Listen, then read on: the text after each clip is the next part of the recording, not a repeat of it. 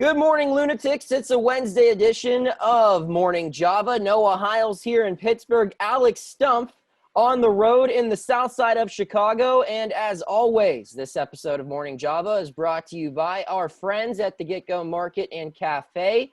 Alex, what is there to say that hasn't already been said about these guys? They do it all well: food, drink, gas, everything. And the best part about them, with the app, you don't even have to get out of your car, which can be a little bit of a pain now with the pandemic. You order your food on the app, they bring it right back out to you. Quick delivery, quick process, and still the great result, you get your get-go food. Gotta love that, right? You know what? You could get it for cash considerations. Ooh, cash consider. Is this you trying to be the transition king here? This is me trying to be Noah Hiles right now. Okay, well, there's only enough room for one Noah Hiles, and I even think that that's too many. But the Pittsburgh Pirates, what Alex was trying to refer to, have been tied to numerous trade rumors as the trade deadline looms in Major League Baseball. It's on August 31st, which is Monday, and it'll end at 4 p.m. And there haven't been many rumors. Not a lot of deals have been done yet. But of the rumors that are currently out there, the Pirates are involved, connected with multiple players to multiple teams. The one deal being Ben Cherington's former employer, the Toronto Blue Jays. They're rumored to have interest in Trevor Williams and Chad Kuhl. And then the other rumor being Richard Rodriguez. The Padres, the San Diego Padres, have some interest in him. Alex, first things first, what are your initial thoughts on both of these rumors?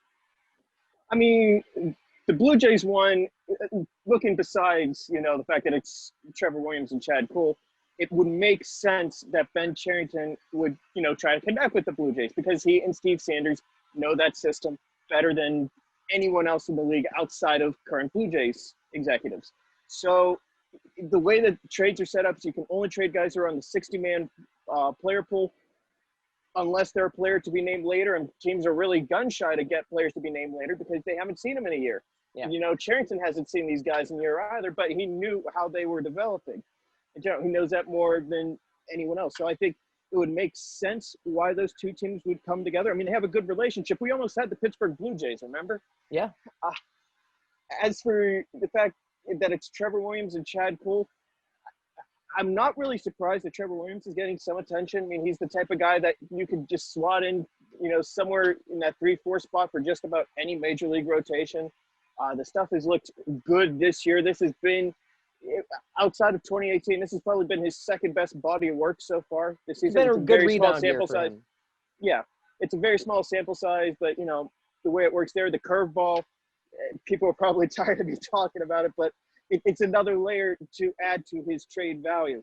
So I can see why teams are interested in them. Chad Kuhl is a bit surprising. I'm less likely to believe that he's going to get dealt because, there's obvious appeal to Chad Kuhl. If you look at just like pure peripheral standpoint, back in 2018, his best comp was 2017 Garrett Cole. So, and we know what happened to 2018 Garrett Cole. So if you do it the same way, and we're seeing kind of the same, Pirates do it the same way with him. He's turned in some good starts. The breaking stuff has looked good. The velocity has come back. He looks fully recovered from Tommy John surgery. That last start kind of proved that. I can't help but feel like the Blue Jays are kind of looking for a buy low on him, though, and I don't think you can sell low on Chad Kuhl at this moment. Do you think they go together as a package deal where that would take a lot? And that's what I'm thinking is, and like what you said, I'm hesitant to, if I'm Ben Cherington, I'm hesitant to make any kind of deal right now just because of the short season and everything that's gone along with it.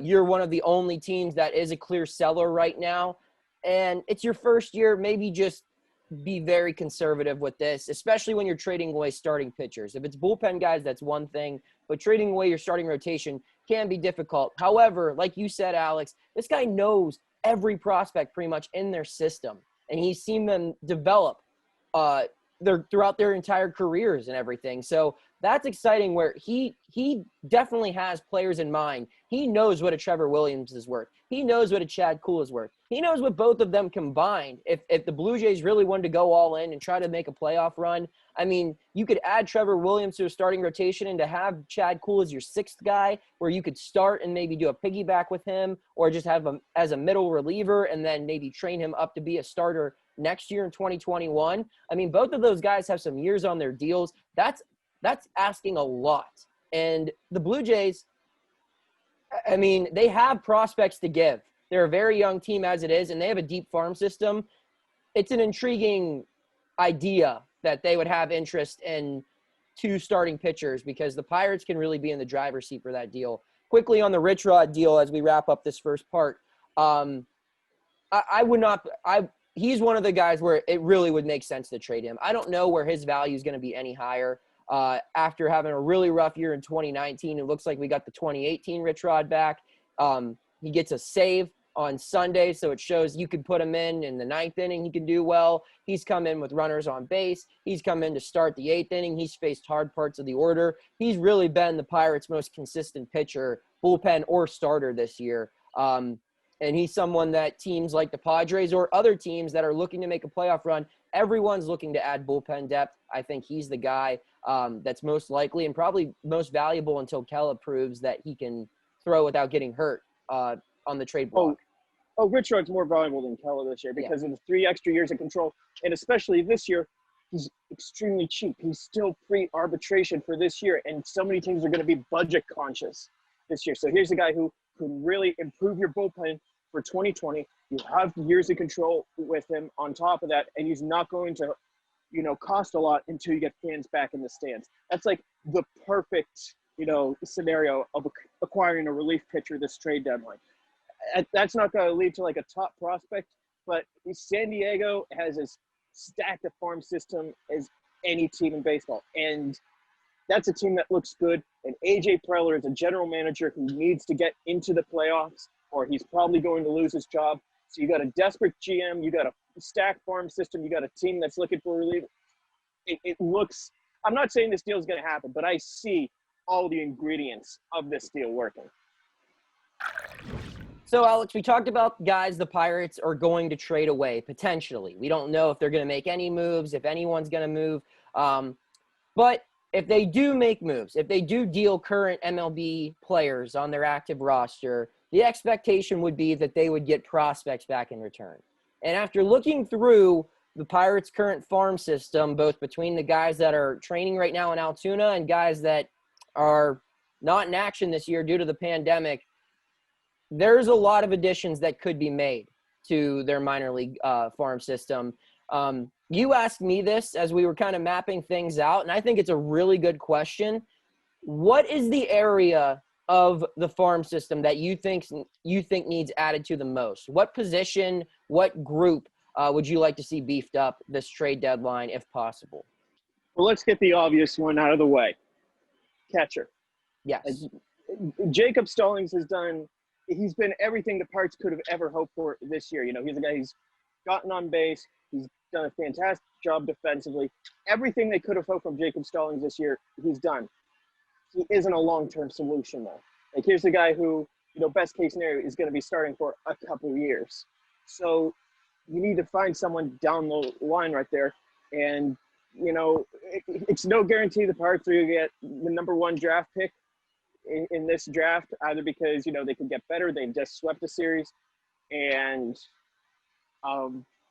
there's no guarantee that it won't be like a lottery system or something. So who knows in that regard. But it's a pretty thin draft as far as like top tier catching prospects go in 2021. So really, it's looking more and more that the only way the Pirates are going to find that catcher of the future is to acquire one through a trade or as an international free agent. And the international free agent, that's going to take a long time too. So trade is really the only viable option outside of free agency. There's no one in the system. Teams are really, hanging on to them. But, Blue Jays have a couple guys, and they already have a good catcher in Jensen. The Padres have a couple guys, and there are there are catchers to be had. They're going to cost a lot to give up, though. Just to add something else, though, left-handed pitching. It's thin. I mean, you can say pitching in general, but throw with the left hand for a couple of them. I off the top of my head, can't think of any left-handed pitcher in this system where it's like, yeah, that's a really good prospect right there. Like, it's probably the closest would be like a Blake Wyman type of deal. Yeah, I mean, to add on to your point about the catching, in their top 30 prospects listed on MLB Pipeline, 0 of them are catchers. 0. And this has been something that's not new with the Pirates. They really haven't developed many catchers in general. I mean, that's been a position of weakness for them. Even when they were having success, they had one good catcher. They had good catchers then, but those were guys they acquired, like Alex said, in trades. Russell Martin, Francisco Cervelli, those guys. They went out and got those players. They have not developed a lot of catchers recently, not even under the Huntington administration. So it's a big challenge with the catcher. I'd agree. I mean, you can never have enough pitching prospects. That's nice. And what worries me about the pitching, to go further into it, they have some talented pitchers in the minors, but they're all super young. They're all 19, 20, 21 years old. They're not going to be up anytime soon. And if you're dealing away guys like Trevor Williams and Chad Kuhl, forget being competitive this year. They're going to need starting pitchers to fill out the 2021 Major League roster. And you need something. You need some kind of young talent ready to go. I mean, and I know that there's a whole offseason to worry about that kind of stuff and this and that, and you can develop guys like James Marvel and everything, but I don't know. I would like to just see more depth added on to the almost ready category of Major League pitching, not going the whole Garrett Cole route where you're trading for, players like Moran and Musgrove who had been in the major leagues but barely, but trade for AAA guys maybe. No. In addition to, no, you don't like that? You want super I don't young. No, I get the best pitcher available. I really do not care about the age. Like Brendan Malone, he's got to be a while, but here is a guy who is basically just gave the Pirates another first-round draft pick. Fair. Because of that. Okay. And the outfield prospects are also kind of thin. I mean, you have some names like Oliva and Swaggerty and even Cal Mitchell, who's really young. He's been kind of exciting in the minor leagues. But you look at what outfield, there's such an abundance of depth in the infield. You're going to see guys move to the outfield. That's just the reality of it. You've already seen it with Cole Tucker. We've talked about it for years now between you and I about the possibility of O'Neal Cruz maybe being moved out there one day, or there's other guys. I mean, there's so much talent that they have at shortstop, at second base in the minor leagues, and with guys already up here like Kevin Newman, soon they're going to have, hopefully soon, which is what we're going to talk about on other programming with a third baseman coming up here. They have they have young talent in the infield. They're going to move that to the outfield, but like I said at the start, they couldn't hurt to add depth anywhere in their farm system. All right, Alex, let's step away from the Pirates. Let's just talk some baseball, buddy. Of the major baseball headlines right now, I think the most notable story is Albert Pujols moving debatably up to number 2 all time on the RBI list, depending on how you value your stats or where you get your stats from. But Albert Pujols, one of the best right-handed hitters of all time for the Angels, former St. Louis Cardinal, gets second place, passes Alex Rodriguez on the all-time list. And this is an interesting moment in baseball history where if it's any other statistical category, if a guy's moving to second place in home runs or hits or stolen bases or wins or things like that, I feel like this gets a lot more attention. But with the new wave of baseball and with new analytics and new metrics to evaluate progress, RBI, runs batted in, that's like a number that's really kind of been pushed to the side. Alex, how big of a deal is this that Pujols moves to 2 or maybe 3 if you believe the stats about Babe Ruth back then before they really started counting RBIs? Well, first of all, RBIs became an official stat in 1920, so that's that. And sorry, Babe. Sorry, Babe. As for Albert, I'm obviously the analytics guy. I'm obviously the new wave of thinking. I don't totally discredit RBIs. There's a place for them. But I do take an issue where if you really only looked at how many runs Albert Pujols drove in, you would see a fairly consistent hitter throughout his career. Whatever, it's very clear, that first 10 or so years, whenever he was with St. Louis, he was one of the best right-handed hitters in the history of the game. One of the best 10-year stretches any right-hander has ever had. 300, 100, 10 straight years. Yeah. And these last 8 or 9 for the Angels, he's been mostly mediocre the entire time. Yeah. But since he's batting behind Mike Trout and gets to drive him home all the time, he still is getting, 90, 100 RBIs. And that's my issue with the stat. I mean, here's a guy who would hit like 240, have a 300 OBP, 450, like a 100 OPS plus, average hitter, can't field, can't do anything. But if you go by RBIs, now that's a run creator. That's a run producer. So it's a mixed bag for me. Like, he passed up Alex Rodriguez, someone who, even though he kind of teetered off at the end with the Yankees, throughout almost all of his career, that guy was a run producer. That guy was, the heart and soul of an offense, where Albert hasn't been that for his entire time with the Angels. Yeah, but I mean, I think that when you think of Albert Pujols' career, you think of the Cardinals and all the Angels stuff. It's just, it's like a, I mean, that's where his career went to end. He retired to California, basically. I mean, it's kind of sad, actually, seeing him break all these records and move higher and higher on the chain in an Angels uniform when, like I said, I mean, this guy, he won MVPs, he won batting titles, he won World Series as a member of the Cardinals, and I kind of wish he would be doing this there. It'd feel a little bit more right. But your point about him being on a team that had runners on base, I mean, he was on a good Cardinals team that had a lot of guys that were on base every time he came to the plate. And he's playing, like you said, batting behind Mike Trout. So, yeah, there's a lot of opportunities. But, I mean, hey, that's part of the game. Pete Rose has scored a lot of runs. Well, look who was in that lineup. Ricky Henderson got on base a lot and was able to steal bases. But you look around the lineup and they had to, maybe walk someone or do something. I mean, your numbers are not necessarily just a product of you. And that's not just in baseball, but every sport.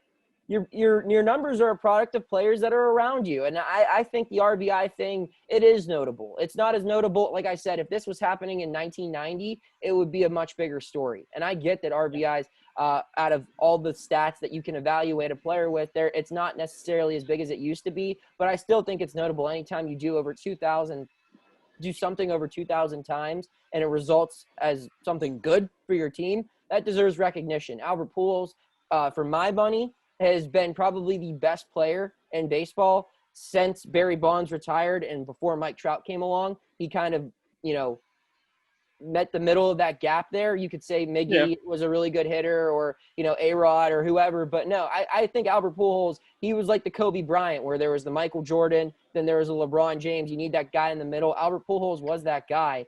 And, I'm happy to see it.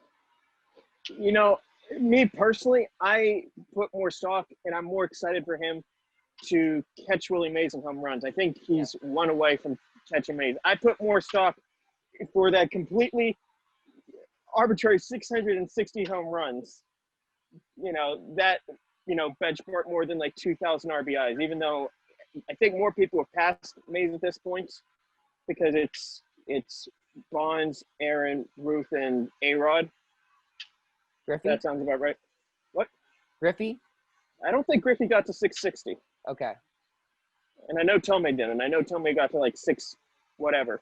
Okay. But yeah, that's more number I look at because even though, the ball is juice, whatever, it was a career where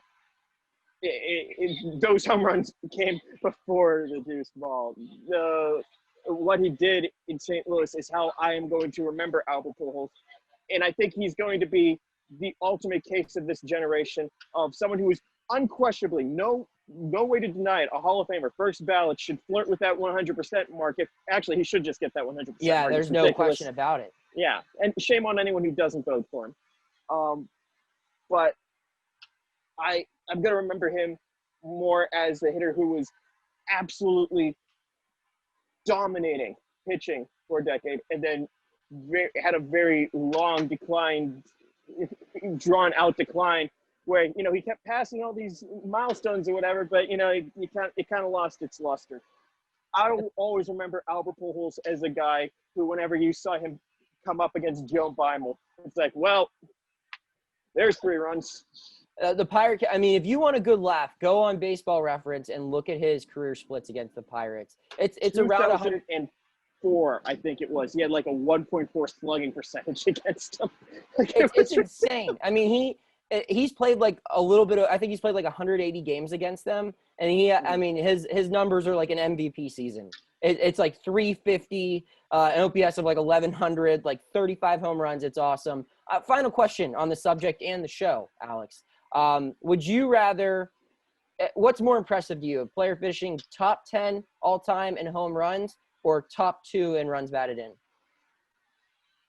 Home runs, because runs are going to come along with it. And that's more product of you rather than people around you in the lineup. Sound off in the comments, everyone watching. What do you think is more important or more impressive? Top 2 in runs batted in or top 10 in home runs? Thanks for tuning in. We'll see you next week here on Java.